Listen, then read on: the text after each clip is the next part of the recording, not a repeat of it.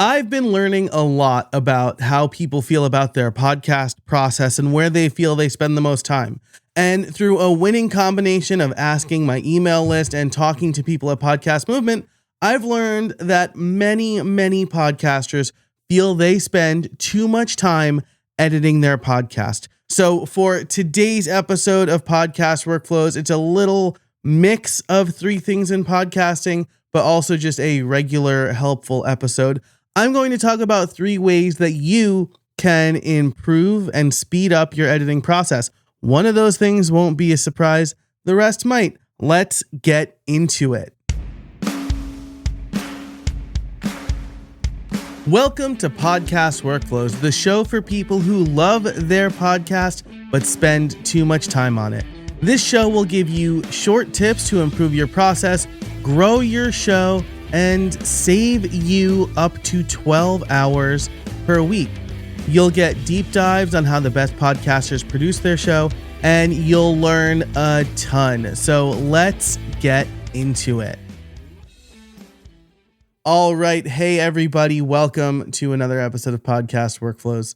So 3 things to improve your podcast process. The first one will not surprise you at all. It is hire an editor.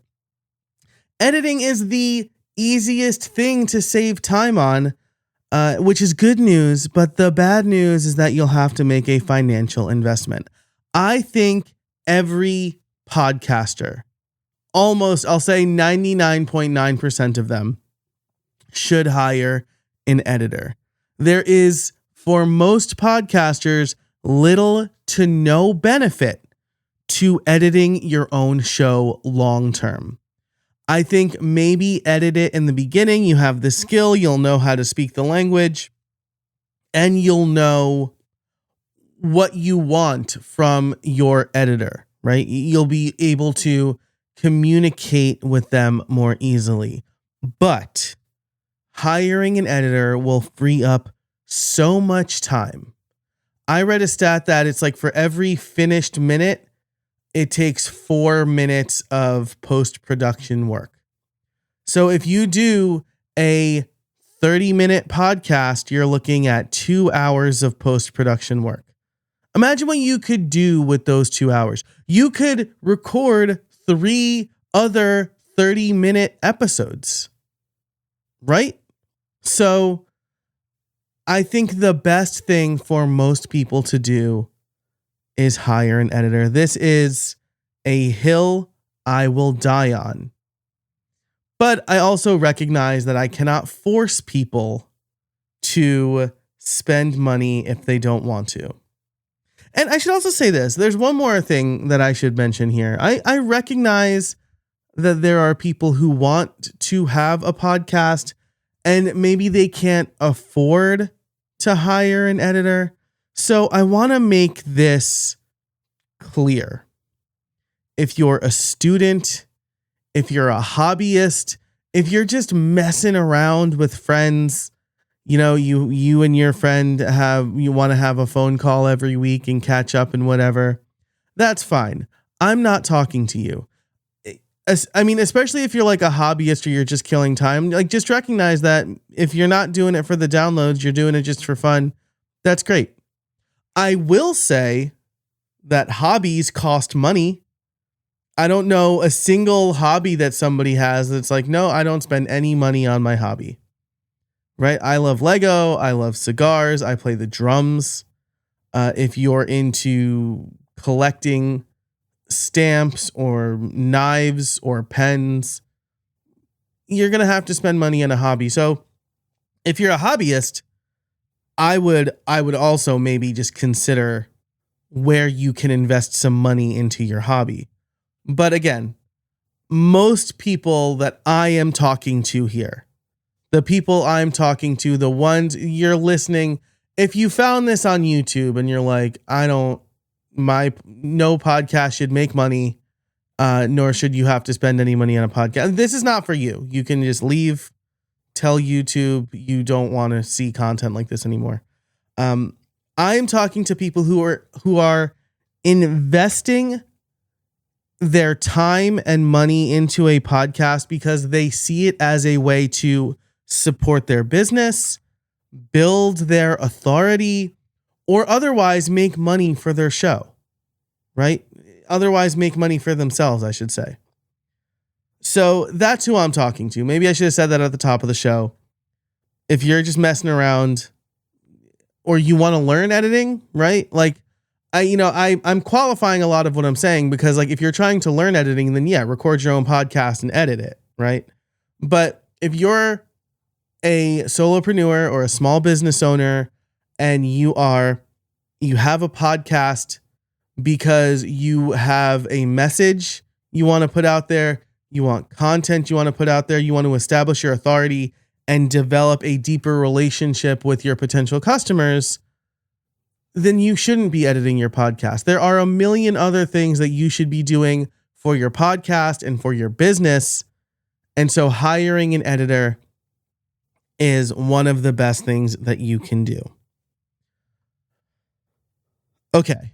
With all of that out of the way, what do you do if you want to save time and you want to keep editing your show? Now, the nice thing about the next two things I'm about to talk about here is you can do it whether you hire an editor or not. Like these are just things that will save you time.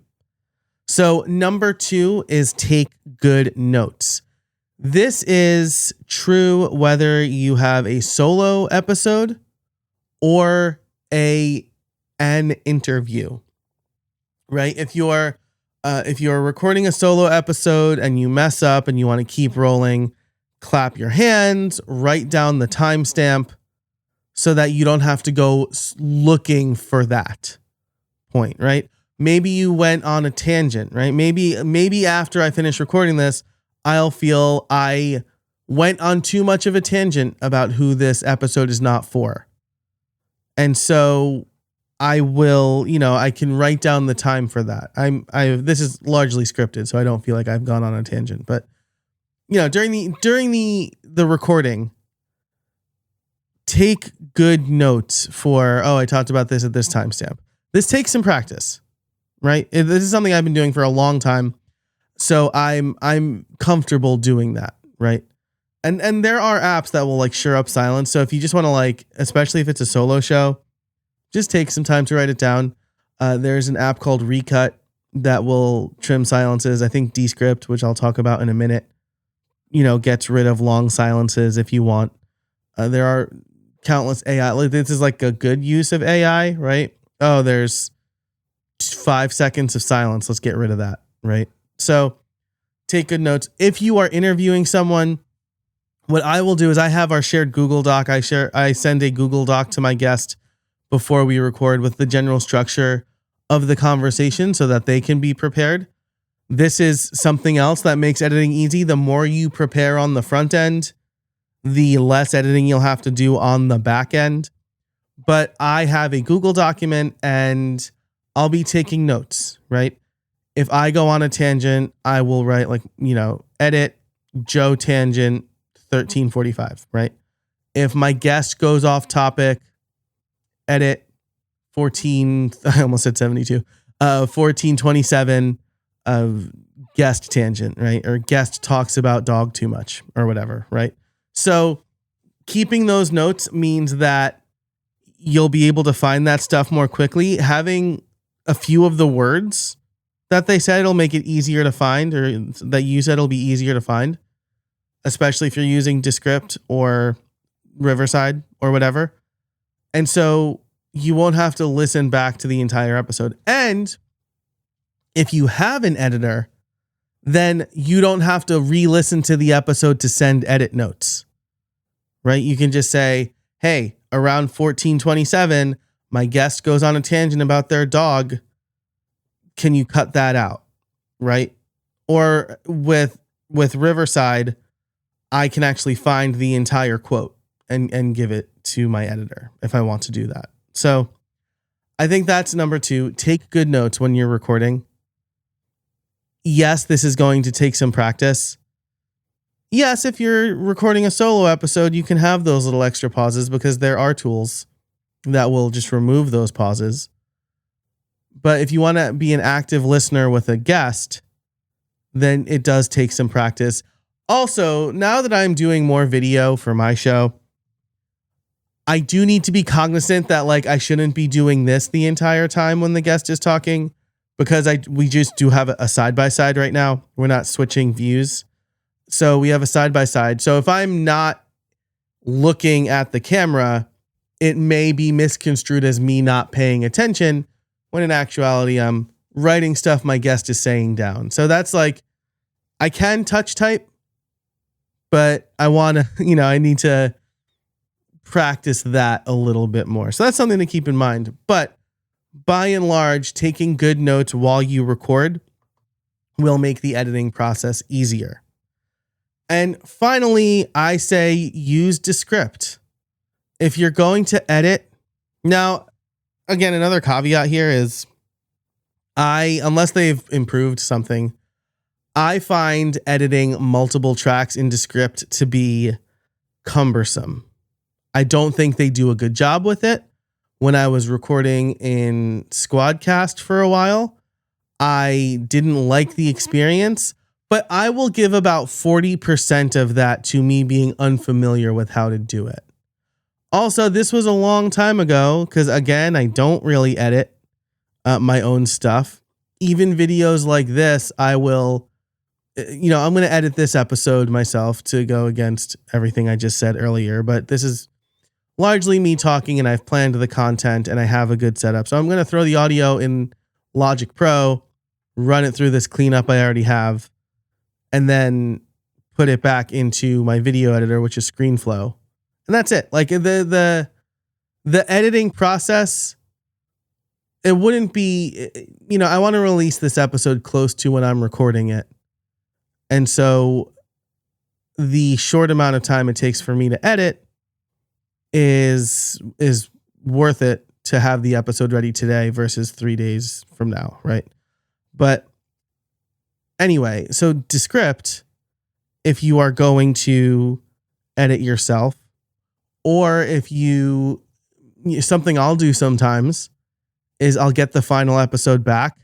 It'll be longer in length than I wanted it to be, right? And maybe I didn't realize it when I sent it off for edit. Maybe adding the extra, like the ads and the intro and the outro, make it longer than I expected. I really want my episodes to be 35 minutes. And I get close to that. If it's over 40 though, I want to find some stuff to trim.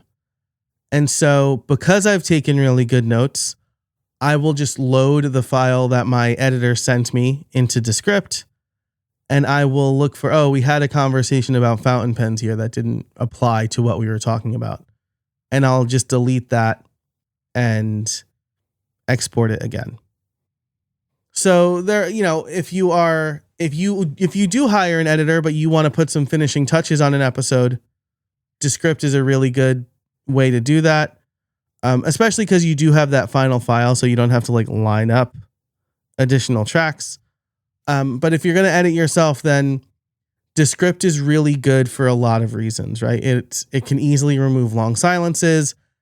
It can remove filler words, which I don't think I am more likely to remove repeat words than filler words.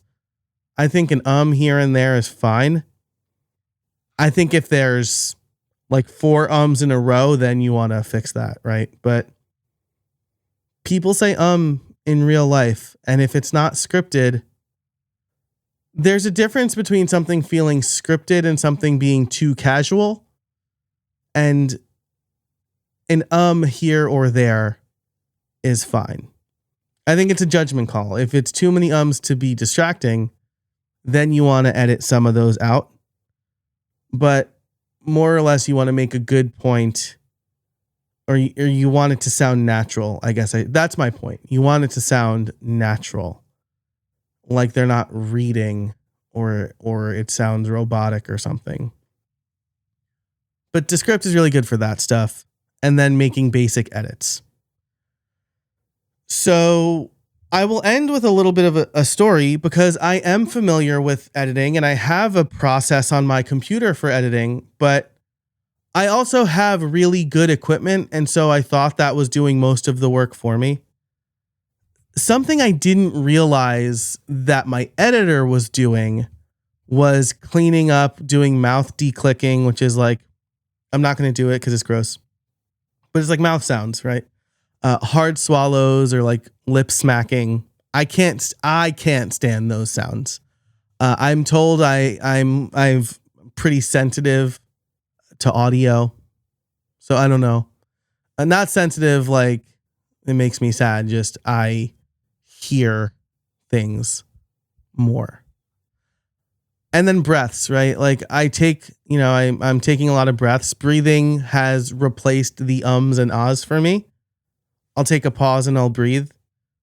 And again, it's like sometimes like people breathe, right? So you don't need to edit out every breath, but also when you're talking to someone in real life, people aren't breathing in your ear, right? So I like to edit some of those breaths out.